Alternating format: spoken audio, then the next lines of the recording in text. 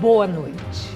Começa Hora do Voto, que hoje recebe o empresário Flávio Rocha, CEO do Grupo Guararapes, que integra a rede de lojas Riachuelo e emprega cerca de 40 mil colaboradores. Em sua história política, já foi deputado federal pelo Rio Grande do Norte por 2 legislaturas e foi também pré-candidato à presidência da República em 1994, desistindo da candidatura porque o seu partido, na época, o PL, optou por apoiar Fernando Henrique Cardoso. Hoje, Flávio Rocha é o pré-candidato à presidência da República pelo PRB.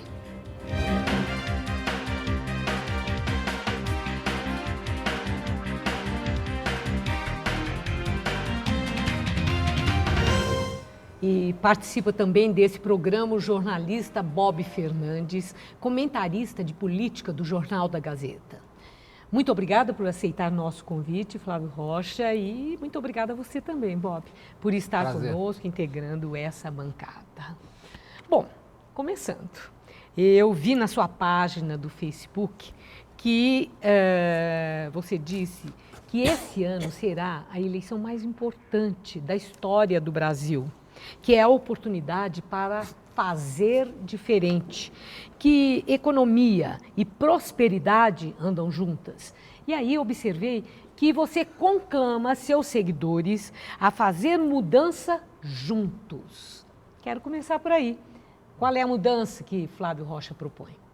Boa noite, Maria Lídia. Boa noite, Bob Fernandes. É uma honra ter sido convidado para estrear esse Hora do Voto na série Os Presidenciáveis.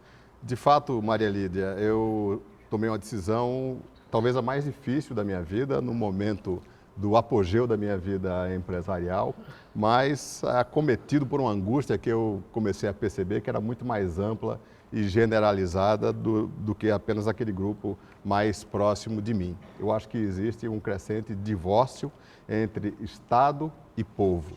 A minha janela privilegiada no varejo me possibilitou contemplar uma mudança profunda no povo, na forma de ver o Estado, na relação entre povo e Estado, que talvez a classe política não estivesse enxergando. Houve uma profunda mudança demográfica no período recente do Brasil. Os analistas costumam comparar uma achatada pirâmide demográfica com o losango, a ascensão da chamada nova classe média. Realmente a pirâmide e o losango têm uma relação, têm expectativas, têm uma visão do Estado diferente. Historicamente, o Brasil foi uma achatada pirâmide social, onde o fiel da balança eleitoral é a base dessa pirâmide.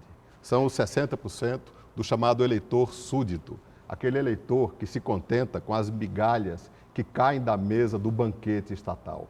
O novo personagem desta luta é um eleitor cidadão. É esse eleitor que está, dos 60% que estão na cintura do losango, robustecido, fortalecido pela chamada nova classe média. Este novo eleitor tem uma relação diferente. Ele ganhou cidadania tributária. Ele tem uma relação que não existia de custo-benefício. A relação desse novo universo, desse novo personagem com o Estado, é uma relação de duas mãos. Está gritando, né, na sociedade brasileira, clamando esta insatisfação com relação à negativa relação de custo-benefício com o Estado. Um Estado que eu costumo chamar do Estado Maria Antonieta, um Estado deslumbrado, um Estado voltado para os seus privilégios. E o seu projeto de mudança para essa situação? O meu projeto é uma cirurgia de grande porte nesse Estado brasileiro, que já se apodera de praticamente 50% do esforço de produção brasileiro, porque não são só os 37% do PIB, são os 10% de déficit, é o peso de monopólios estatais extremamente ineficientes, né, e que dá muito pouco em troca. Eu quero trocar o Estado Maria Antonieta pelo Estado Dona Maria. Dona Maria, Maria Lídia, é o nome carinhoso que a gente dá a cliente da nossa loja, né? Por isso que eu digo que varejo é um camarote privilegiado que me permitiu ver esta mudança e essa mudança que eu quero compartilhar com a classe política. Então é esta cirurgia de grande porte que nós podemos e temos que empreender, porque se essa mudança não acontecer, se a classe política não enxergar esta transformação e colocar o produto na prateleira, não canalizar esta energia, essa insatisfação pela via do bem, que é pela via da urna, ela virá via uma insubordinação. A subordinação, desculpe, Bob, a rebelião dos caminhoneiros foi uma pequena amostragem do que está por vir. É uma rebelião de ordem tributária, é um murro na mesa. Candidato, o Brasil tem 52 milhões de pobres, o que significa Portugal e Argentina e suas populações juntas. Fora os miseráveis, são quase 100 milhões de pessoas. O senhor está defendendo uma economia de mercado mais acentuada. O mercado quebrou o mundo em 2008. O custo da quebra americana e do resto do mundo foi 17 trilhões de dólares, que é um dinheiro que não existe. Quer dizer, como compatibilizar um país com 52 milhões de miseráveis com a economia mais solta ainda no mercado, com a ausência do Estado? Bob, não existe outro caminho para a prosperidade, depois de 100 anos de socialismo, que não a feliz combinação entre liberdade econômica socialismo e liberdade no Brasil? política. O Brasil é um país socialista, assim, com um Estado de 50%, é um Estado voltado para os privilégios da carruagem estatal, é um Estado gigantesco. O Brasil precisa ter um Estado que caiba no PIB, que liberte a economia. Liberdade econômica é sinônimo de prosperidade. Mas quem toma conta do Estado são os grandes empresários, basicamente, não é o povo. Como é que é um país socialista? Lê do engano, Bob. O Estado brasileiro foi apropriado por uma aristocracia burocrática de forte fundo ideológico, eu diria talvez de 2% da população, que se apropria de 50% do esforço de produção nacional. O empresariado vive, aliás, as suas empresas eventualmente também têm o BNDES, os grandes empresários têm o BNDES. Vamos fazer uma distinção aqui, porque eu acho que é o momento da gente discutir. Eu acho que o episódio recente está trazendo à tona que não se pode colocar numa vala comum esse personagem empresário. Nem o Estado, Eu acho que a definição que está por vir, por isso eu me refiro a esta eleição como a mais importante da vida, da história brasileira, porque agora se coloca nas urnas o conflito entre duas forças que estão radicalmente distintas. A força dos que puxam a carruagem e dos que estão em cima da carruagem. E existem empresários de mercado que ajudam a puxar a carruagem, mas existe um apêndice, uma metástase perversa do câncer estatal, que é o empresário de conchavo. É esse que está frequentando a mídia, o empresário do bem é aquele que acorda de manhã e fala: como é que eu faço para agradar a Dona Maria? É o empresário de mercado. Mas existe aquele empresário também que preponderou nessa época de crescimento, de hipertrofia do Estado, que é aquele que acorda de manhã e pergunta: a quem eu devo dar a propina para ganhar um contrato com o Estado? O senhor está se referindo a quê? Especificamente às empreiteiras, por esse escândalo todo que foi mostrado pela Lava Jato? Eu estou me referindo a um desdobramento negativo quando o Estado atinge a esse patamar de hipertrofia. Estado grande é um convite à corrupção. Monopólios estatais, porque o livre mercado é o antídoto natural contra a corrupção, porque a corrupção é fator de custo. Ao mesmo tempo que um monopólio estatal é um convite à corrupção, porque as forças de mercado, que naturalmente são os freios e contrapesos para o bom funcionamento, consequentemente, para extirpar a corrupção, porque eu não imagino, num mercado, por exemplo, de óleo e gás, que fosse regido pelos freios e contrapesos do livre mercado, um executivo de uma empresa pudesse deliberar em colocar 200% ou 300% de sobrepreço no insumo qualquer, um navio sonda, uma plataforma de petróleo, sem que isso punisse a sua empresa com a inviabilidade. Mas no monopólio estatal isso acontece, como aconteceu numa história recente. Mas na Petrobras, na contramão disso que o senhor está dizendo, a gente teve 220 aumentos de gasolina, desconsiderando que as pessoas existem, os caminhoneiros existem e a população existe. 220 aumentos e 30 em um mês é incompatível também. Então, nem tanto o Estado, nem também a inexistência do Estado. O Estado é um regulador em qualquer lugar do mundo. Essa deformação que você acabou de apontar mostra exatamente que que o mercado não estava atuando. Quando o Estado atua, o mal não é o Estado, o mal é o monopólio, né?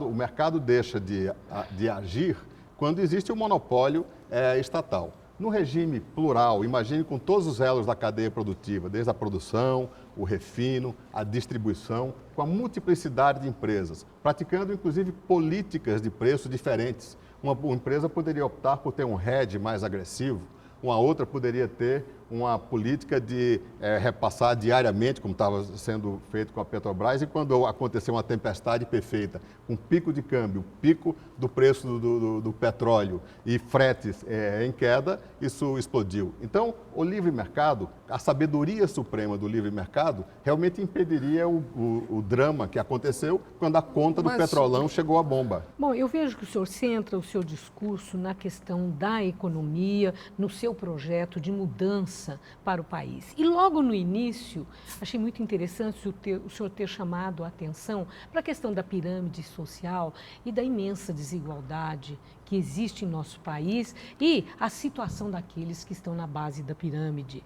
Então eu quero saber sobre programas sociais, porque eu não ouvi o senhor mencionar as suas intenções a respeito de programas sociais, principalmente para essa base desvalida. O senhor vai manter programas sociais já criados no Brasil? Vai investir, vai ampliar mais para que essa desigualdade se reduza e essas pessoas tenham um mínimo de condição para poder entrar num mercado de trabalho mais promissor, como eu tenho certeza o senhor pretende que aconteça?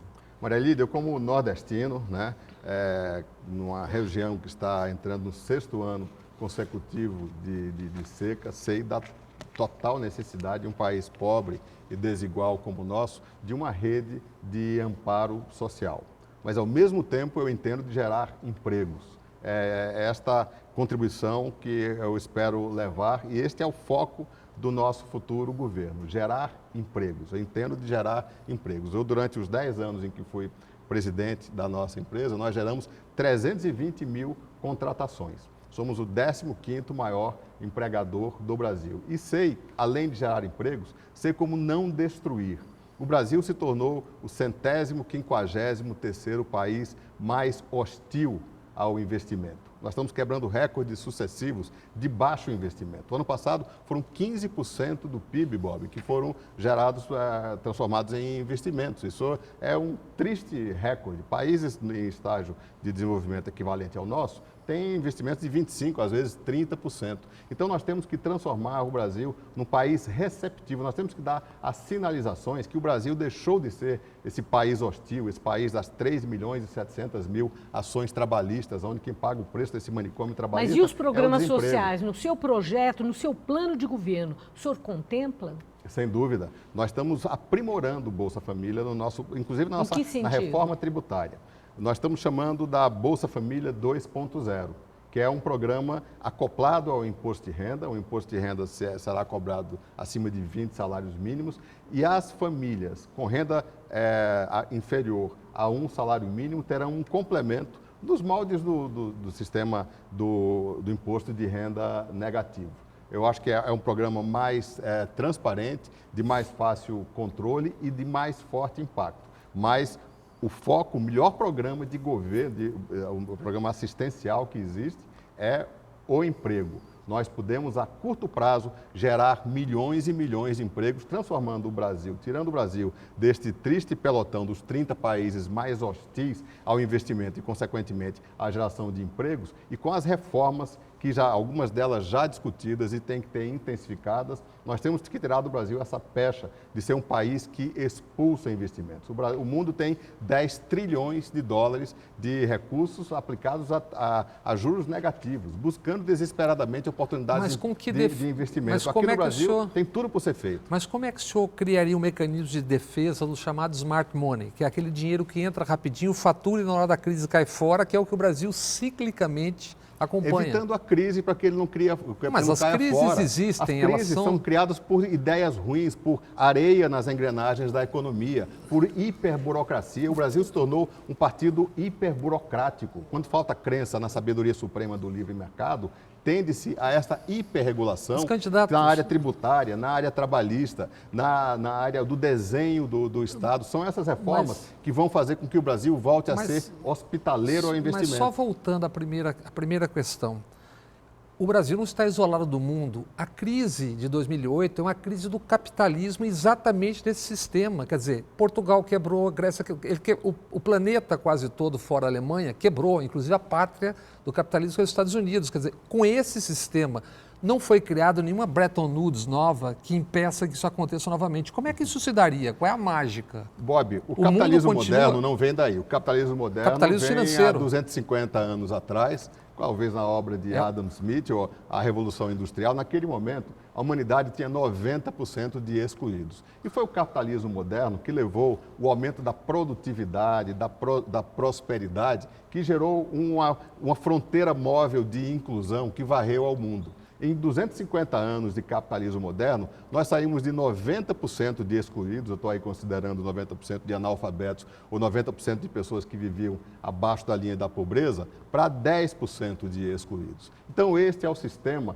da prosperidade, é a feliz combinação de democracia econômica e de democracia política. O que gera pobreza, como um país pobre, um país próspero, como era a Venezuela, por exemplo, há 20 anos atrás, a oitava renda per capita, a maior renda per capita do mundo, a maior renda per capita da América Latina, e com a falta dessas duas liberdades, porque uma não existe sem a outra, liberdade econômica e liberdade política, porque os países prósperos são os países livres. Você pega o índice de liberdade econômica da Heritage Foundation, onde a gente está nesse humilhante 153º lugar, você vai ver que a correlação entre liberdade econômica e prosperidade é de 1 para 1. No extremo oposto de onde nós estamos, ao lado de Venezuela, Cuba, Coreia do Norte, são os países travados e que excluem socialmente, você tem o outro oposto dos países prósperos, que são justamente os países capitalistas. O senhor usa com frequência o termo liberdade, né? Nós estamos falando aí da questão da economia, mas também a respeito assim, no perfil com que se define e a própria política que o senhor defende, o senhor faz uma menção a um conservadorismo de costumes e se coloca como uma pessoa conservadora em relação a costumes. E aí alguns exemplos já foram dados, mesmo nas suas páginas no Facebook ou em entrevistas por perguntas que já lhe foram feitas a respeito de questões muito polêmicas, dentre elas a descriminalização do aborto, a legalização das drogas, algo que envolve a liberdade do cidadão. E aí eu quero ouvi-lo sobre isso. Liberdade para o senhor é um conceito relativo? Vale para a economia, mas não vale para o direito da pessoa? Maria Lídia, o debate está muito focado na questão econômica, né? E eu acho que a questão econômica é fundamental, entra em campo para a recuperação da economia. Eu falei aqui das ideias que eu acredito que geram prosperidade, que estão correlacionadas com a liberdade econômica, mas eu acho que nesse momento de inversão dos valores, acho que o que move o coração do eleitor são as ideias mais ligadas à questão dos valores. Nós tivemos ideias ruins na economia, com hipertrofia do Estado, que levaram a perda de competitividade, mas também tivemos inversões de valores que geraram explosão na criminalidade, geraram os piores escândalos de corrupção da história. Então, o vazio que eu sentia na política, que me levou a abandonar minha zona de conforto e colocar o pé na estrada, era a ausência de um projeto que correspondesse realmente a um contraponto ao que nós queremos deixar para trás, que é liberdade na economia. Gustavo Franco fala aí dos ventos liberalizantes, da jaqueta liberal que está na moda. E controle do Estado no comportamento. Mas isso é uma contradição insanável. Mas que valores? Um contraponto do marxismo cultural. Mas o senhor admite que isso é um valor seu, não da sociedade, que é extremamente complexa, que tem visões completamente diferentes. O Estado tem a obrigação de prestigiar a polícia. A ideia ruim que gerou a explosão de criminalidade, esta é uma ideia próxima do questionamento da socialização da propriedade, que é a socialização da culpa. Essas ideias caminham juntas. Quando você acredita que o esforço do trabalhador que fez comprar a sua casa própria, que obteve um direito de propriedade é questionável, é a mesma mentalidade que faz imaginar que a culpa de um crime é da sociedade. Mas isso Então, essas ideias são indissolúveis, são inseparáveis. Então, é isso que eu quero contrapor. Nós estamos gastando muita energia contrapondo as ideias mortas, soterradas, enterradas do chamado marxismo cultural, que gerou 70 experiências desastrosas na economia. Mas temos que falar também da nova versão do marxismo, que é o marxismo cultural, da inversão de valores, da estratégia sórdida de erodir os valores mais fundamentais da sociedade. Esse é um discurso parecido. Aliás, eu queria saber o que o senhor... Falar um pouco de política. O que o senhor pensa do candidato Jair Bolsonaro? É um discurso assemelhado. O deputado Jair, Bob, quando eu falo do contraponto a este período que eu acredito que foi responsável pela crise, de ideias ruins na economia, com o marxismo cultural, o marxismo econômico e o marxismo cultural, que gerou explosão de criminalidade, esta cumplicidade com o bandido, explosão de criminalidade, né? Eu falo de um liberal na economia, mais que alguém que apresente um contraponto à defesa dos valores que são os alicerces da sociedade. Nesse ponto, eu acho que é uma semelhança. O que o senhor pensa desse candidato? O candidato Bolsonaro, que ele ocupou até com radicalismos, despertando rejeição, falando em bandido bom é bandido morto, pela ausência desse espaço que não estava sendo ocupado. Mas ao mesmo tempo, na economia, ele é antítese disso. Tá, mas só ninguém pode falar que o Bolsonaro é um liberal. Não, mas estou falando de uma coisa muito mais grave do que isso. Sim.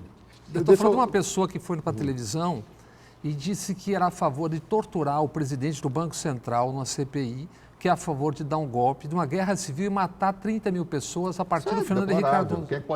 Quem pode ser a favor disso? É justamente pela angústia de ver, né, esse vazio na política e abrindo espaço para radicalismos desta ordem que eu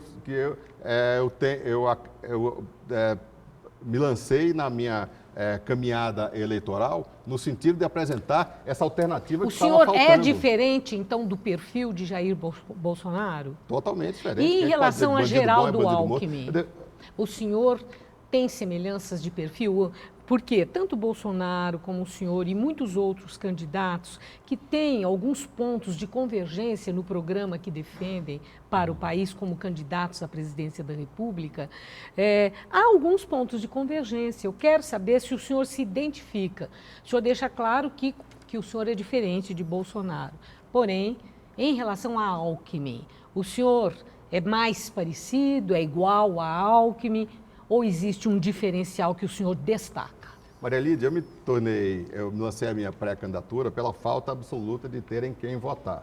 Eu estava conversando com o Bob, constatando esta ausência de perfil, que seja alguém que defenda as ideias que eu reputo boas, as ideias que conduzem à prosperidade, que são as ideias de libertar a única forma de geração de riqueza, que é o talento individual, que é o protagonismo do indivíduo, da livre iniciativa, acoplado à defesa dos alicerces de uma sociedade. O valor da família, o valor o anti-Gramsci. Gramsci era um intelectual que dizia que o caminho para o que ele considerava a utopia ideal, o socialismo, era a destruição dos alicerces burgueses, né? As trincheiras burguesas, a começar da família, a empresa, a justiça, a polícia. Eu acredito que esses valores devem ser defendidos. O senhor é um cético, Na ausência desse projeto, essa minha candidatura ocupou realmente o espaço, a defesa radical, né, desses valores com excessos que você aqui também mencionou. Sim, mas eu não tive ainda a resposta nessa questão da identificação, porque aí eu repito, representando esse segmento chamado de centro e centro-direita e direita, há muitos candidatos com discurso com muita semelhança em vários pontos. O Bob mesmo fez esse destaque em relação a um deles. Mas aí eu passei para uma outra imagem, um outro perfil que tem semelhanças também, que é Geraldo Alckmin. O senhor não respondeu. Eu queria só acrescentar uma coisa. A gente pode ter certeza que quando começar a campanha O senhor vai estar aqui como candidato, não como candidato a vice de um outro candidato? Pode ter certeza, eu não saí do meu momento empresarial para ser um coadjuvante. Eu saí pela falta da ausência total de ter em quem votar, pela ausência de um liberal na economia, mas que defendesse os valores morais, os alicerces da sociedade em que eu acredito. Então, não vai haver, a nossa candidatura vai até o fim. Nós estamos muito animados com a taxa de conversão, com a baixa rejeição, e quando a gente olha as pesquisas, a gente vê claramente praticamente 50% do eleitorado brasileiro que está esperando a novidade, que está esperando o preenchimento deste vazio que nós identificamos no cenário político, um cenário de 35 partidos com dezenas de projetos que estão aí, mas que não defendam não só o liberal na economia e conservador nos costumes, mas que defenda também o grande órfão que existe hoje na política brasileira, que são os pagantes, são os que puxam a carruagem, são os 98% da população brasileira que pagam a conta dessa gigantesca farra estatal de privilégios, dos que possam realmente empreender a transformação do Estado Maria Antonieta no Estado Dona Maria, no Estado servidor. Certo. Nós vamos mudar. Agora, candidato, eu peço desculpas pela insistência, mas o senhor não me respondeu. Não, essa questão não isso que eu quero dizer. Não há semelhança? O senhor olha para o candidato Alckmin e fala, nossa, como a gente é parecido? Ou o senhor se acha muito diferente? Eu não vejo em nenhum dos candidatos que estão postos aí, né, uma defesa expressa e explícita da fórmula da prosperidade, da fórmula da libertação, de melhorar o ambiente de negócios, libertar a força de geração de riqueza, da livre iniciativa, trabalhadores e empresários, né, na transformação do Brasil de um melhor ambiente de negócio, e não vejo a defesa dos valores que estão sendo atacados. Eu vejo dubiedade e não vejo em Geraldo Alckmin, é isso? Em todos os candidatos que estão aí. Em todos. Mas se eventualmente acontecer... Só concluindo, eu vejo, existem meia dúzia de candidatos que falam um economês castiço gastando saliva com as ideias superadas de Karl Marx na economia. Não é que está o problema, né? Talvez eu poderia mencionar vários, porque esses estão realmente confinados a um ponto. Existe, como foi mencionado aqui, o fenômeno Bolsonaro, que é direita na economia, mas esquerda, direita nos valores, mas esquerda na economia, tendo em vista o seu histórico de votação. Ele é um estatizante, ele tem compromissos corporativos, ele não vai fazer a reforma do Estado no sentido da redução de um Estado comprometido com os 98% que puxam a carruagem, porque da extrema esquerda à extrema direita muda a embalagem, muda o vocabulário, mas o compromisso corporativista é o mesmo. Todos fazem política olhando para cima da carruagem, olhando para os privilégios dos 2% que se apropriaram do Estado. Ninguém está defendendo os que produzem, os que suam a camisa, os que pagam impostos. É esses que são os grandes órfãos da política brasileira, é esse que nós pretendemos defender, é isso que torna a nossa candidatura única. Bom, nós já pontuamos aí alguns nomes, agora uma pergunta que é o seguinte, na eventualidade do senhor não conseguir chegar ao segundo turno, se nós tivermos lá na frente o que pesquisas mais ou menos sinalizam, um candidato que represente uma frente de partidos de esquerda ou um partido de esquerda, Ciro Gomes, por exemplo, e Bolsonaro, que represente esse segmento de centro, centro-direita e direita, o seu partido, o senhor, ficariam com quem? Com nenhum dos dois. Isso não é omissão? A esquerda e direita... Isso não é omissão? Eu não sou político profissional. Eu não tenho nenhum deputado, não pretendo nem... O senhor já foi deputado federal duas vezes, foi constituinte, exatamente, se não me engano. E a segunda vez que é candidato à presidência. Bob. Eu era um empresário, né, com 24 anos, né, à frente do que foi um fenômeno empresarial muito bem sucedido, era o Jeans Pool, se tornou rapidamente a marca mais conhecida do Brasil. Eu tinha 24 anos de idade e movido pelo mesmo sentimento de missão, era a época da Assembleia Nacional Constituinte, eu, num sonho quase juvenil, falei, não, eu quero participar da Assembleia Nacional Constituinte. Entrei, cumpri o papel, cumpri mais um mandato, acabei sendo até indicado pelo meu partido para ser candidato a presidente naquela época, sob uma bandeira que se tornou muito popular, que era uma reforma tributária radical. A questão tributária já estava presente nas minhas angústias do Estado grande demais, que era o imposto único. Cumpri o meu papel, voltei para a empresa, 30 anos de carreira empresarial, onde eu usei esse aprendizado da vida política, que ensina muitas coisas que me tornaram um empresário diferenciado em relação aos outros empresários, e agora com o mesmo sentido de missão, né, nessa angústia de um vazio na vida pública, desta mudança de um novo eleitor que melhorou, mas estou vendo que a classe política não está conseguindo ler o que está se passando, e isso é um risco. Se a classe política não conseguir perceber esta cisão, este afastamento, este divórcio entre povo e um Estado totalmente disfuncional, isso é um enorme risco institucional para o Brasil. Bom, eu peço licença, Flávio Rocha, e a você também, Bob, para fazer um pequeno intervalo.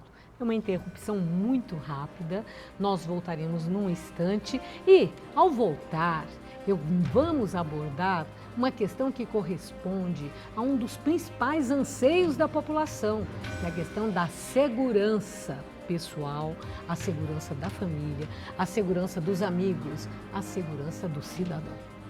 Num instantinho, estaremos de volta.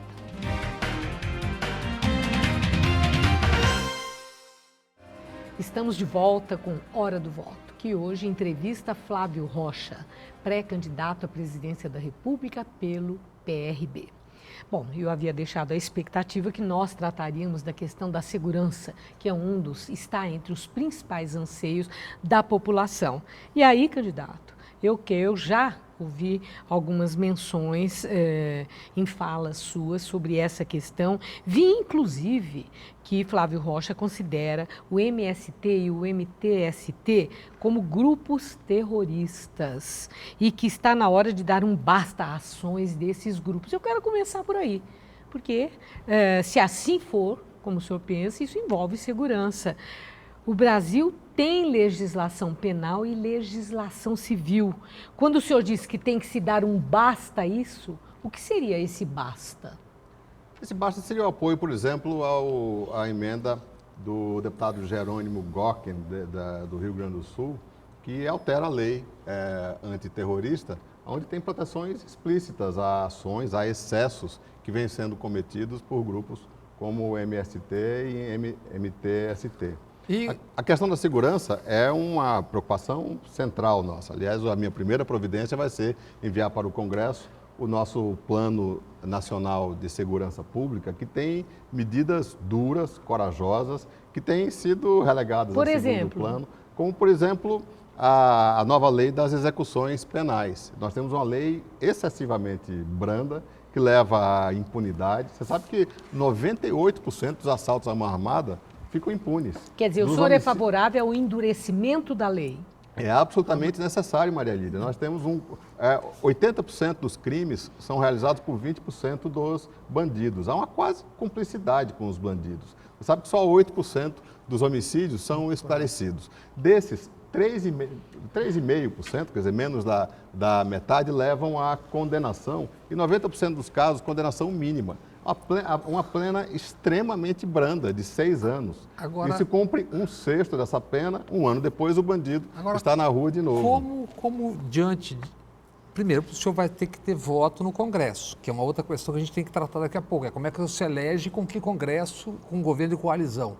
Segundo é o seguinte, tem uma realidade, tem 720 mil presos, 40% sequer foi julgado e as polícias militares ganham R$2.000. Quer dizer, como é que o senhor, que passe de mágica, o senhor fará para rapidamente tudo isso, como se não existisse a realidade? Bob, há um cerceamento das polícias, um garroteamento.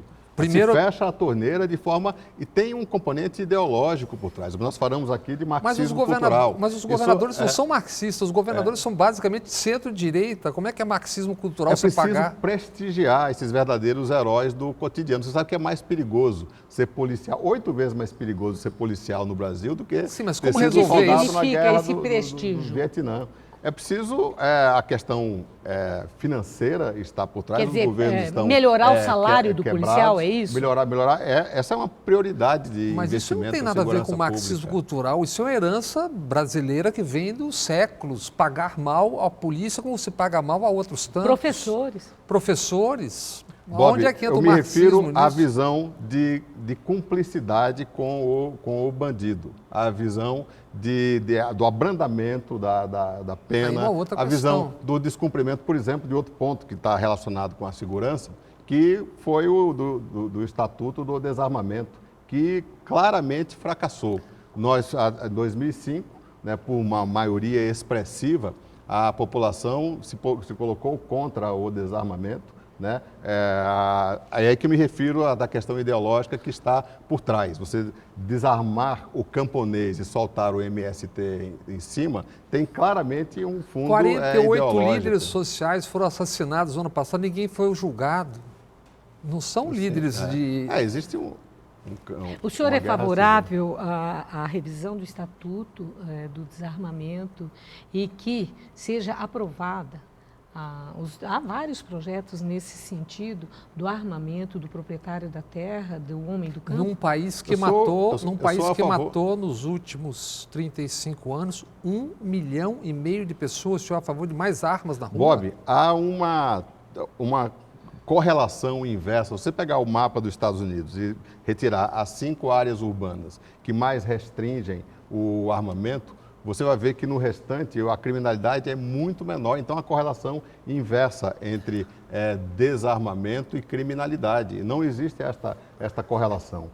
Existe uma frase em inglês, mas que eu vou tentar traduzi-la aqui, que eu acho que bem reflete essa realidade. A melhor maneira de parar um homem mau com a arma é um homem bom com a arma. Existe 1 ou 2% da população brasileira, do mundial, que tem uma aptidão que eu absolutamente não tenho, que é de portar uma arma. Você já Essa imaginou... pessoa passando pelos testes, pela bateria de testes psicológicos, psicotécnicos que um policial passa para merecer um porte de arma, poderiam criar um efeito auréola de proteção das outras pessoas que estão em volta, que com certeza representam a intimidação ao bandido. Vocês imaginam, né?